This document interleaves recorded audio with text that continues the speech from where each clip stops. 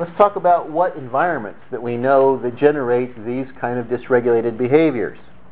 In other words, we know enough out there now, the research has been going on long enough that we know that there are environments that, by their very nature, dysregulate children and families. Now, as I go through these, don't become overly examining of your own family. When I do this, a lot of times people say, oh, we do that, and we do that, and we do that, and now I've lost them, and they're in here somewhere digging around in their own history. Kind of stay with me. It's all a matter of degree. All of these things we occasionally do. It's the tendency to stay in one that's the thing that's most damaging. There are 5 environmental factors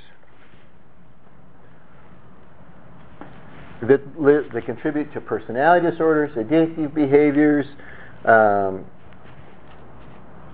host of psychiatric problems, and these are not related to like being in the hospital or being, not the normal trauma stuff that we would think of. The first one is what we call disconnection and rejection. It's a wonderful title for a family dynamic. What kind of family do you come out of? Well, I come out of one that's all disconnected and rejecting. Oh, good. One of the hallmarks, abandonment and instability. Now, in this particular instance, we're not talking about somebody that goes to Las Vegas for 3 days and leaves their 2-year-old at home in the apartment with a box of Cheerios and says, adios. We're talking about abandonment being emotionally unavailable. So how might that look? It could be the parent that comes home from work and gets on the computer until everybody's in bed. Or the person that comes home and turns the TV on and doesn't talk with anybody until everybody's in bed. Or they're absorbed in something outside of that relationship. That's a form of abandonment. Does that make sense to folks?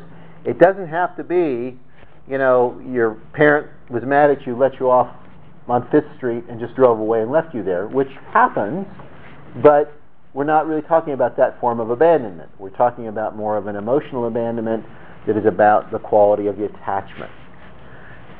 The problem with that is it creates a certain amount of instability. In disconnection and rejection, the number one property that we see is an inability on the part of the family members to predict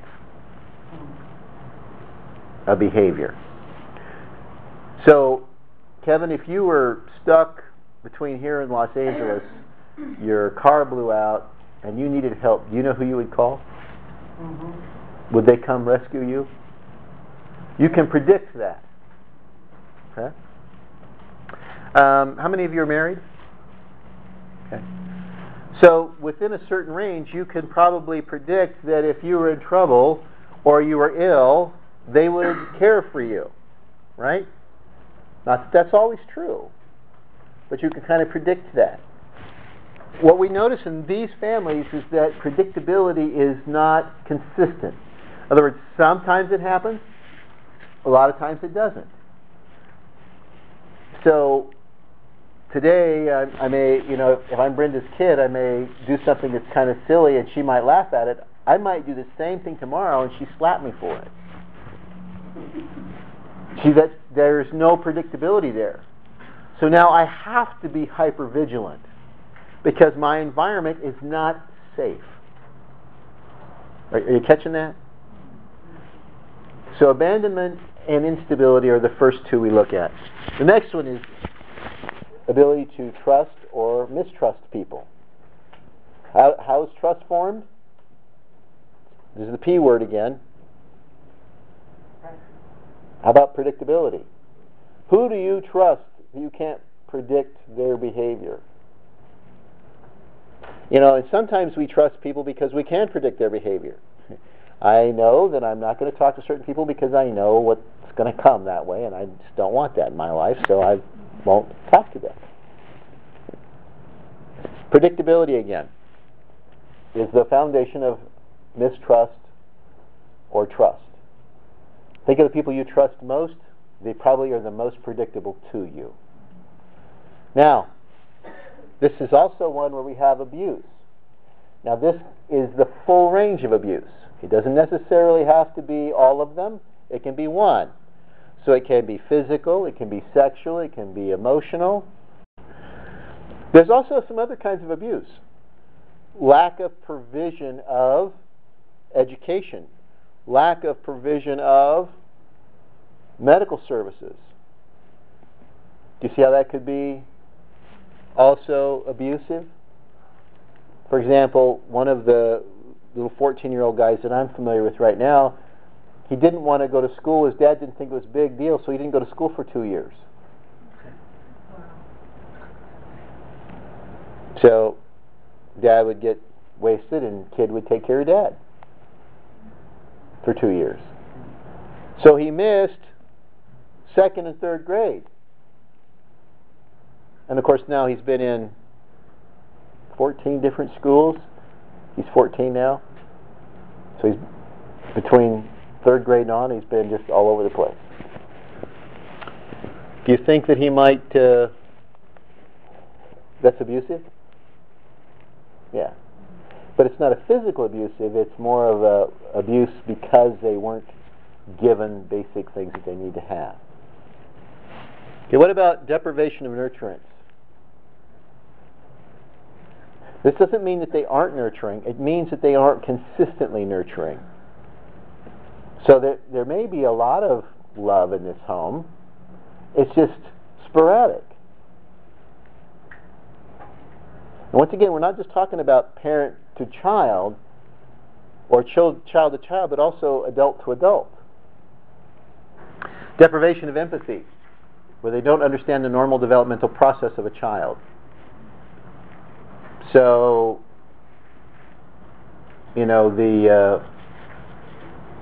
some of you have heard the story that I have. I think I played it in trauma, and I may have played it in one of the other classes for you.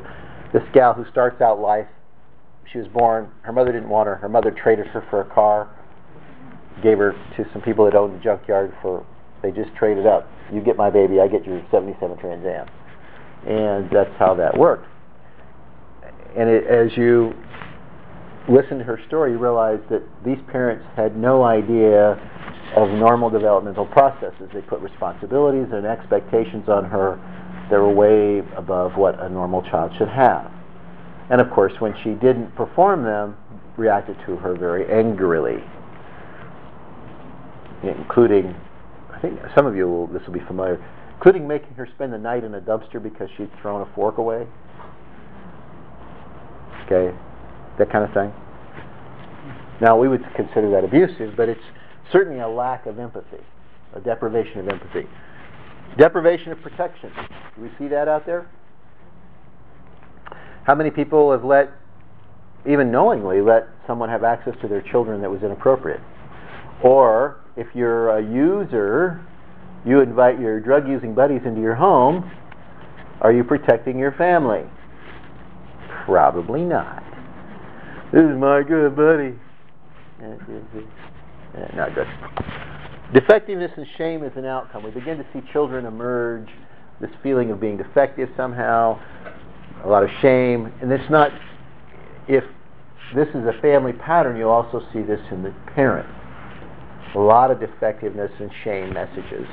And then social isolation and alienation. They tend to isolate from one another because real intense emotions are so uncomfortable and so unsafe that they tend to create insulation between themselves and other family members and other people. So this is condition number 1. The next one is what we call impaired autonomy and performance. This is when the family dynamic encourages dependence on one another, and not healthy dependence, but unhealthy dependence. The difference is interdependence is an equal kind of give and take. In these families, you are rewarded for being incompetent. You will never amount to anything without me. You couldn't survive without me. Those kind of messages are dependence and incompetence. It makes the people in the family more vulnerable. because it's not safe to be different than everybody else. Several years ago, I was playing with somebody and I made a suggestion just out of, I was just joking, and I've used it before, but you could just see them physically clench up when I made the suggestion. Your family is a fairly strict religious family, military family. I mean, they had lots and lots of rigidity around how, if you're in this family, this is the way things are. And I said, why don't you go rent one of those Hare Krishna outfits and get your hair cut and go to the next family reunion, and see what happens. And they actually physically could see them kind of like, it just, you can't do that, okay? So we're talking about this impaired autonomy right here.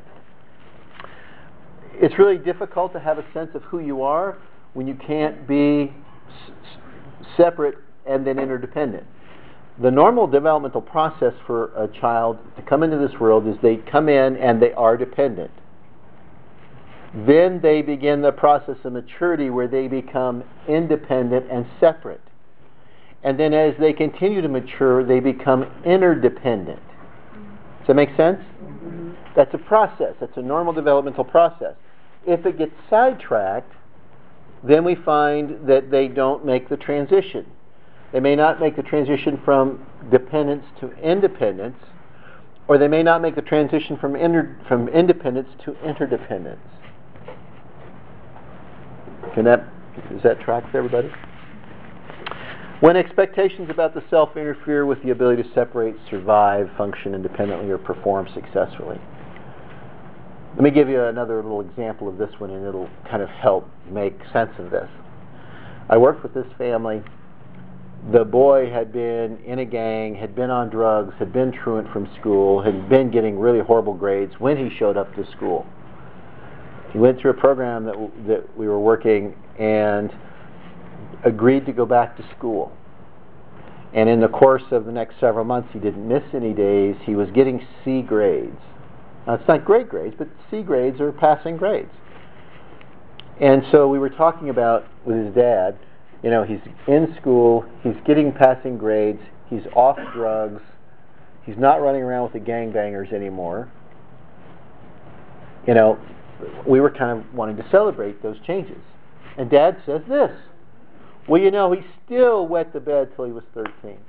Oh, God. And, it was really funny, the counselor that I was working with at the time, I could see that she wanted to just slap him so hard, but, of course, that was her issue. But this is what this impaired autonomy and performance is like.